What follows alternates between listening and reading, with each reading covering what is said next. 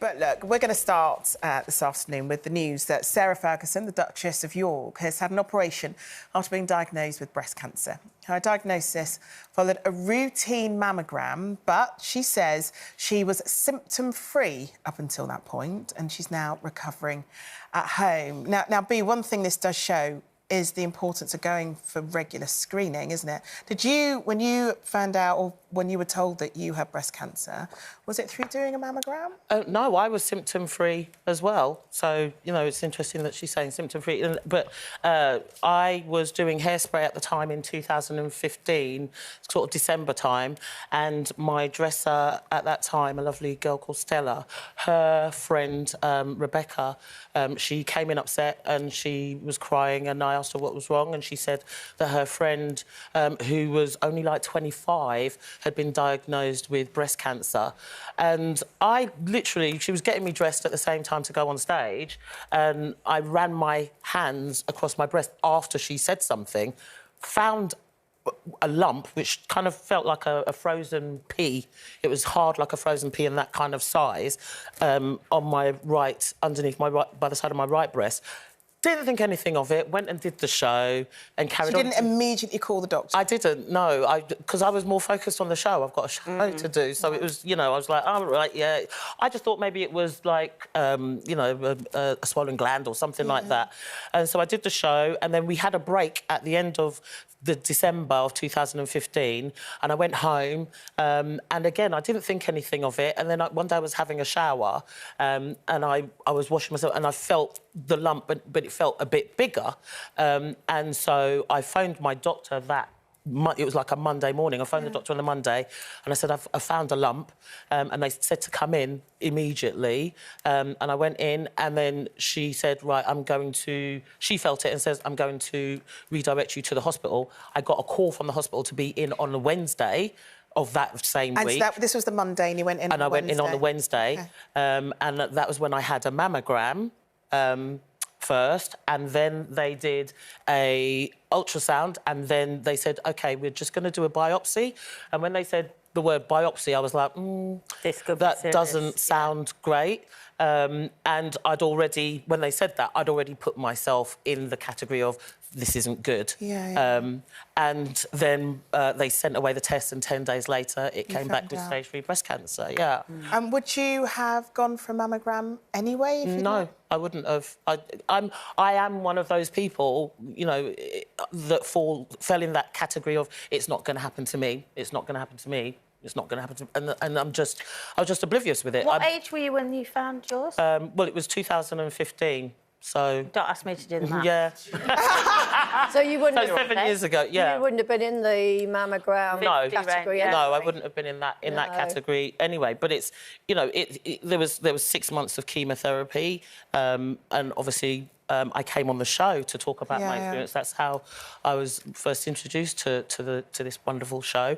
And I'd lost all my hair and gone through that, lost my nails, and because of when you have chemotherapy, it reacts differently to Caribbean people, and all my nails dropped off, and my toenails went black and dropped off. My toenails still haven't come back 6 years later, and I still have peripheral neuropathy, which is pins and needles in the fingers and toes, nerve damage. But, you know, I'd rather have all of that and go through the mammogram, which was a hard process for me. But then you sort of have a lot of, you know, we've talked about this before, that there was like a fear of I'd rather not know than know, because, you know, there are various different cancers that we can test our own bodies for to see, and then we go to the doctor in order to get it looked into more. But do you think that if you hadn't had that conversation with your dresser, I wouldn't. Would you ever have checked yourself? I wouldn't have checked myself, and I'm really grateful and thankful to her for having that conversation, because when I went in, they said it was at stage 3 and growing rapidly. So that's why I had to get in quickly for the chemotherapy very quickly. But that's the whole thing, isn't it? It's not only checking yourself, which is so important, but it's if you find something of immediately going. And you had your mammogram recently? Yes, I went this week. Had my... Because obviously I'm 61 now, so I get every 3 years, I think it is. And I always go, because I think it's really important. I mean, I don't have that thing of... I don't have breast cancer in my family, so I don't sort of have that worry. but I definitely always go, and I'm waiting for the results now. And I have to say, you know, the NHS has been through a lot lately, but I went to this breast screening centre, NHS, well-oiled machine, full of women my age going and getting checked, and it's incredibly important to do so. Yeah.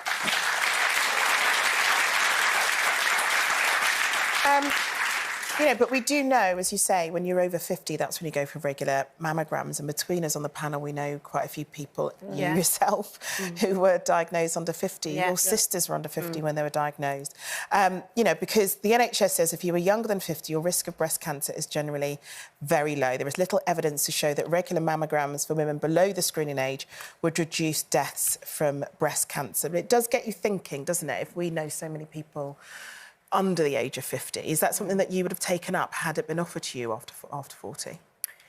Well, yeah, because I think, you know, if they started to say, OK, we're going to do it from 40s now, then you would, because it's like when you get to 50 and they send for you, you go, oh, I need to go. So if it became a thing at 40, you go, oh, I need to go. And I do think it's important. And for, you know, I know it's much less for under 50s, but it still happens. You know, as you said, that girl was 25, you know. So it does still happen. So why not let's get on top of it earlier from an early age? But I just don't understand if you can do a smear test from when you start taking contraception or from the age of 18, 16, why you can't do the same for... Because the incidence of cervical cancer are higher amongst younger women, whereas for breast cancer, the percentage of women that are likely to get it, it's higher when you're older. So that's the difference with that. And it's like anything with the NHS, isn't it? They're balancing up the budget and where to spend the money to the best. But, you know, the important thing is, you know, that we can take away from this is when those mammograms are offered, you have to take them up. You know, I know there's a fear that goes alongside that, but it's better to know what you're dealing with than not. It's you wouldn't really be here. that, You wouldn't be here with us had you not it? checked yourself out. It is. If for the first time of going through it, it was quite a scary experience because I didn't know what to expect. But it saved your life. Saved my life. So saved your life. I do it time and time again. You know, Absolutely.